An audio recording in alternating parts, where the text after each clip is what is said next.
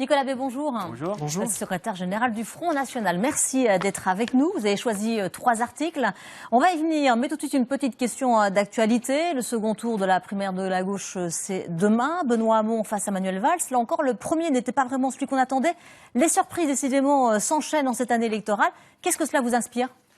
On voit surtout que ceux qui ont été aux premières loges des 2 quinquennats qui viennent de s'écouler ont été massivement rejetés par les Français. Nicolas Sarkozy, Alain Juppé, François Hollande obligé de François Fillon a été quand même pendant 5 ans Premier ministre de Nicolas Sarkozy. Oui, c'est vrai. D'ailleurs, il a sans doute bénéficié davantage d'un vote par défaut de rejet de Nicolas Sarkozy et d'Alain Juppé. On voit d'ailleurs aujourd'hui qu'il n'y a, c'est le moins qu'on puisse dire, pas beaucoup d'enthousiasme sur sa candidature ni sur son projet. Je crois qu'il a été choisi au moment de la primaire alors que personne n'avait lu son projet. Quand les Français ont découvert ce qu'il défendait, eh bien, ils se sont largement détournés de sa candidature. Je crois que ça révèle le rejet profond de la caste UMPS qui s'est partagé le pouvoir depuis des années, et on assiste aujourd'hui sans doute à l'un des soubresauts de la disparition pure et simple du Parti socialiste. Tout le monde a compris que l'enjeu de cette primaire de la gauche, c'est pas de choisir le futur président de la République, c'est au mieux de choisir le futur premier secrétaire du Parti socialiste, sachant que celui qui va être désigné, on n'est même pas sûr qu'il ira au bout, il n'est pas improbable qu'il finisse par se rallier à Emmanuel Macron. Alors, vous avez sélectionné 3 articles publiés cette semaine. Le premier est paru dans Libé. Il est intitulé « Donald Trump, la rupture à grande vitesse ».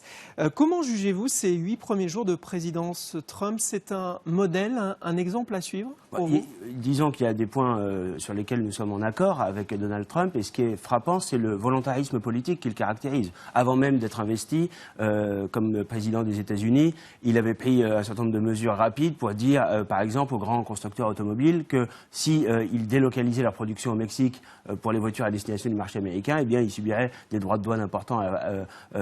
Et à ce moment-là, il a parallèlement d'ailleurs expliqué que des incitations fiscales et des simplifications administratives seraient en revanche mises en œuvre si ils relocalisaient aux États-Unis. C'est ce qu'ils ont fait. Signer des décrets, Nicolas Bay, c'est une chose. Maintenant, il faut agir. Il faut que ça suive. Mais signer des décrets, c'est très important parce qu'ensuite, ils vont être mis en application. Oui, mais ils vont être mis. Il détricote, il construit rien. Non, pas du tout. Quand, par exemple, il prend des mesures pour supprimer toute immigration venant d'un certain nombre de pays, c'est des mesures extrêmement concrètes qui vont être appliquées. Ce sont des décrets, ce ne sont pas simplement des paroles en l'air. Et je crois que c'est très important. Ça montre qu'il va appliquer son projet, qu'il a défendu pendant la campagne électorale un projet qui consiste à défendre le peuple américain, défendre son identité, sa sécurité, assurer un minimum de protection économique. C'est ce qu'il est en train de mettre en œuvre. Ça change agréablement de ce qu'on voit en France ou dans d'autres pays européens où les engagements de campagne sont immédiatement passés par pertes et profits. Lui, il semble très clairement mettre en œuvre la politique pour laquelle il a été... Ça crée également des conflits. Le président mexicain a notamment annulé sa visite à Washington et la tension est vraiment... Ça crée des rapports de force à l'échelle internationale, ce qui est assez normal. Mais c'est normal que le président des États-Unis défende les intérêts américains en matière migratoire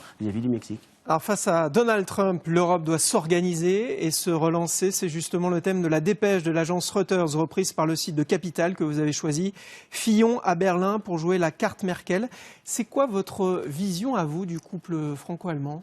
Ce qu'on voit surtout avec François Fillon, c'est que la première chose qu'il fait une fois qu'il est désigné comme candidat, il va voir Jean-Claude Juncker à Bruxelles pour un exercice de soumission, et quelques semaines plus tard, il va voir Angela Merkel. Ça montre surtout qu'il ne s'est pas du tout affranchi de la tutelle de Bruxelles, de la tutelle même de Berlin, qui a d'ailleurs largement caractérisé le quinquennat Sarkozy-Fillon. Et finalement, on voit qu'il n'a rien compris à l'aspiration profonde aujourd'hui des peuples européens à sortir de ce carcan de l'Union européenne. Justement, il y avait une réponse à apporter de la part de l'Europe face à ce qui se passe aussi aux États-Unis, etc.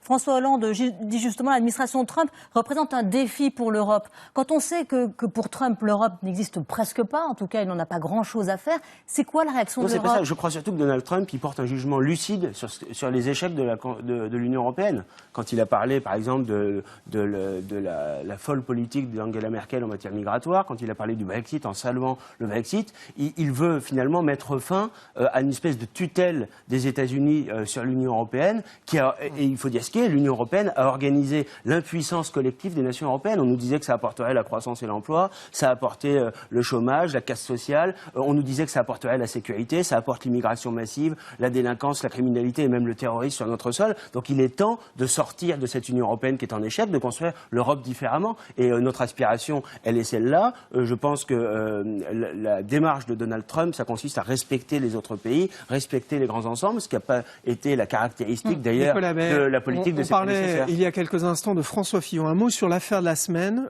Vous le croyez quand il dit que l'emploi de sa femme comme attachée parlementaire était bien réel? Écoutez, moi, je n'ai pas de jugement à porter sur la réalité du travail de Mme Fillon. Si, là, il faut laisser la justice enquêter, en l'occurrence. Si, effectivement, elle a été rémunérée confortablement comme assistante parlementaire alors qu'elle n'a effectué aucun travail, et c'est évidemment très grave, mais il faut laisser la justice enquêter. Moi, je ne sais pas ce qu'a fait ou n'a pas fait Pénélope Fillon pendant les années qui viennent de s'écouler. Vous-même, vous avez des délais avec le Parlement européen. Vous devez rembourser 340 000 euros pour avoir attribué des assistants parlementaires qui ne travaillaient pas, en fait. Non, ça n'a rien à voir, puisque nos assistants parlementaires, ils ont travaillé, c'est incontestable. Nous avons simplement... Ils ont travaillé, mais pas pour ceux qui étaient payés. Oui, mais bien sûr que si. Pour abus de confiance et non, mais il y a une vraie divergence que nous avons avec le Parlement européen, qui était présidé jusqu'à il y a quelques jours par un socialiste, qui s'est comporté comme un militant socialiste. C'est-à-dire qu'eux, ils voudraient que, à la fois les assistants parlementaires et même les députés, deviennent des fonctionnaires de l'Union européenne, au service du projet de l'Union européenne. Nous sommes des élus d'opposition. Le mandat qui nous a été confié par les électeurs, c'est justement de remettre en cause cette Union européenne et de construire l'Europe différemment. C'est ce que nous nous attachons à faire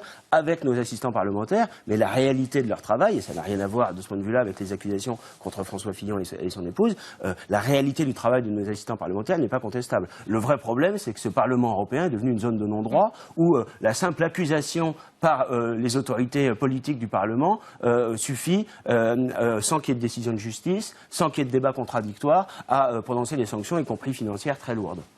Troisième article, à Coblence, Marine Le Pen prédit un réveil des peuples européens. C'est dans le Figaro du 21 janvier, c'était lors d'un congrès, donc en Allemagne, des droites extrêmes populistes d'Europe. Ça y est, c'est votre année, vous pensez que l'arrivée au pouvoir est proche? Vous n'avez pas peur, vous aussi, des surprises qu'on a pu voir à droite? D'abord, ce ne sont pas des droites extrêmes, ce sont des patriotes. Et c'est vrai que partout en Europe aujourd'hui se développent des mouvements patriotes analogues au Front National, avec beaucoup de similitudes. Ce sont des alliés avec lesquels nous travaillons au Parlement européen. Et je crois que quand on voit Fillon qui va se soumettre à Juncker et à Angela Merkel, eh bien nous défendons une autre vision de l'Europe, une Europe fondée sur des nations souveraines, sur des peuples libres, une Europe des coopérations. Et Marine Le Pen à Coblence a délivré ce message-là. Nous sommes évidemment attachés à l'amitié qui unit les peuples européens. Il y a une communauté de civilisation, mais nous voulons que la construction européenne ne soit pas attentatoire aux libertés fondamentales de chaque... Nicolas Bay, un dernier mot. Vous étiez en Israël cette semaine. Certains ont semblé découvrir qui vous étiez après vous avoir rencontré.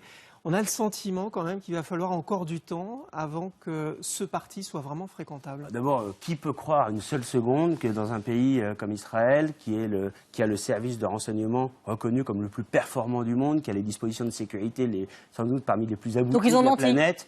Le directeur général adjoint du ministère de la Santé a semblé très surpris quand même. Écoutez, j'ai fait un certain nombre de rencontres là-bas, de responsables institutionnels, politiques, économiques, associatifs. C'est des rencontres qui étaient utiles. Ça permet, je pense, que le Front National soit jugé sur ses idées, sur ses valeurs, sur ce qu'il est vraiment, et pas sur des caricatures qui ont peut-être été colportées ou entretenues dans le passé.